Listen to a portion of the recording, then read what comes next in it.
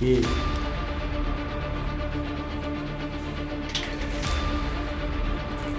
বাসা বাড়িতে কিভাবে নিরাপদে থাকবো এগুলা করতেছে। এরপরে উনির বড় ছেলেরা একবার কোবাইছে, আবার এখন ছোট ছেলেরা মাঠে বসে রয়েছে, মাঠে উনি শুধু শুধু যে কোপ মারছে। কালুর বাগিনা বাইটা রবিনা রাহিনা সবুজে জসিমা।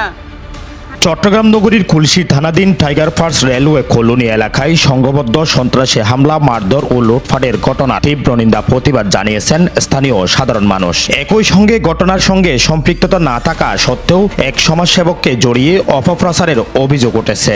দেখিনি এই যে কিনা রবিন আমার বাসায় আরো একবার চুরি করতে ঢুকছিল, আমার কাছে এখনো থানার কাগজ আছে।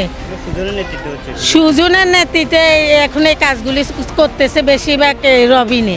অনেকগুলি বাসা ভাড়া দিয়ে 1 লাখ টাকার উপরে ওরা বাসা ভাড়ায় খায়।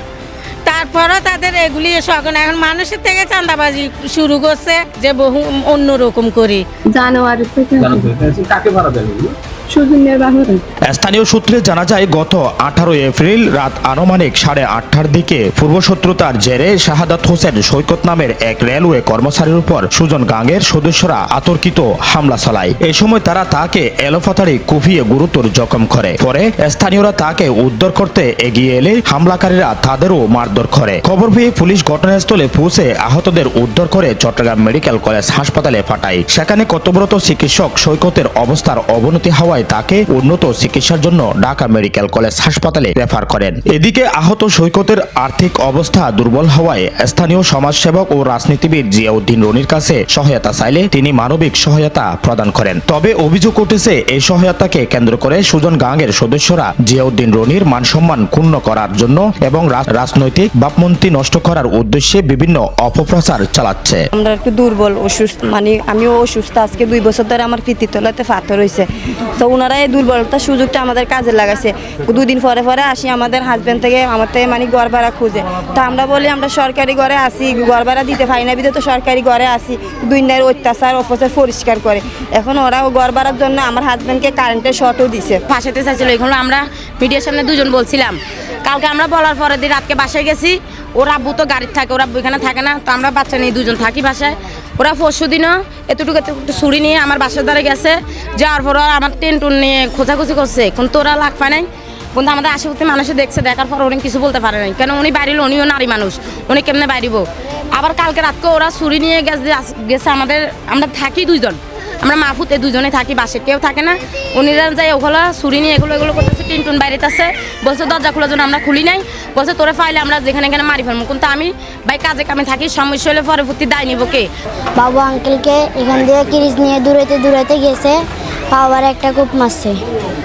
স্থানীয় বাসিন্দাদের দাবি, সুজন দীর্ঘদিন ধরে এই এলাকায় বিএনপির রাজনৈতিক দলের পরিচয় দিয়ে চাঁদাবাজি, মাদক ও রেলওয়ে কোয়ার্টার দখল করে ভাড়া দিয়ে লক্ষ টাকা বাণিজ্য করতেছেন। তথ্যসূত্রে জানা যায়, সুজন বিএনপির রাজনৈতিক দলের পরিচয় দিলেও নেই কোনো পদপদবি, যার কারণে সুনামধন্য রাজনৈতিক দল বিএনপির মানসম্মান ক্ষুণ্ণ হচ্ছে এবং নেতাদেরও মানসম্মান ক্ষুণ্ণ হচ্ছে বলে জানিয়েছেন এলাকাবাসী। জানা যায়, জিয়াউদ্দিন রনি দীর্ঘদিন ধরে এই এলাকায় মাদক, চুরি, ছিনতাই ও অসামাজিক কর্মকাণ্ডের বিরুদ্ধে সোচ্চার ভূমিকা পালন করে আসছেন। ফলে একটি মহল পরিকল্পিতভাবে তাকে বিতর্কিত করার চেষ্টা করছেন বলেও জানিয়েছেন।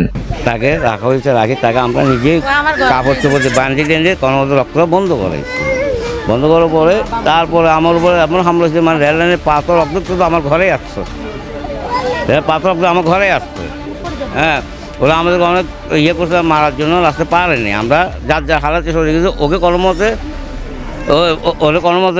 হ্যাঁ আমরা কর্ম আসছিলাম। তার মানুষ যখন বাইরে তখন ওরা চুপ হয়েছে না, ওরা রেল নগ্র পাত্র আমাদের যে জিয়াউদ্দিন রনি বলে, ওকে আমি জিনিস দেখিনি। আমি 2 তারিখ করে বুড়ো হয়ে গেছি এই বয়সে। আমার ছেলেকে বড় যে বিষয়ে করাইছি, নাইনাথপুর আসছে। জিয়াউদ্দিন রনি বলে ওইটাকে আমরা চিনিও না, আমরা জানিও না ও কে বা কারা। আতঙ্কের জন্য ওরা আমাদেরকে আতঙ্ক করে রাখছে। ওদের জন্য আমরা বাসার থেকে বাচ্চা নিয়ে, ফ্যামিলি নিয়ে কোথাও যাইতে পারতেছি না। এই সুমন, তারপরে আপনার এই সুজন, ওরা আমাদেরকে আতঙ্কের ভিতরে রাখছে। তারপরে এখানে রেলবিটার এখান দিয়ে ওরা হামলা চালাইতেছে। আমরা বাসায় থাকতে পারতেছি না, বাইরে বেরোতে পারতেছি না, আমরা নিরাপত্তা নেই। আমরা কোথায় থাকবো, কোথায় যাবো আমরা? এরা সালমান, এরা আমার হাজবেন্ডে রমজানের আগে দিয়ে কোবাইছে। আমি এটার জন্য মামলা করছি, আমার মামলার আসামি এখনো ধরা খাই নাই। ওরা মানে প্রকাশ্যে এভাবে ঘুরতেছে। ওই আমার ঘরটা যাইয়ে দেখেন সেদিন আমার ঘরটারে কালকে একদম কোবাই মানে একবারে কিচ্ছু রাখে নাই, বলতেছে যে আমি কেন মামলা করছি।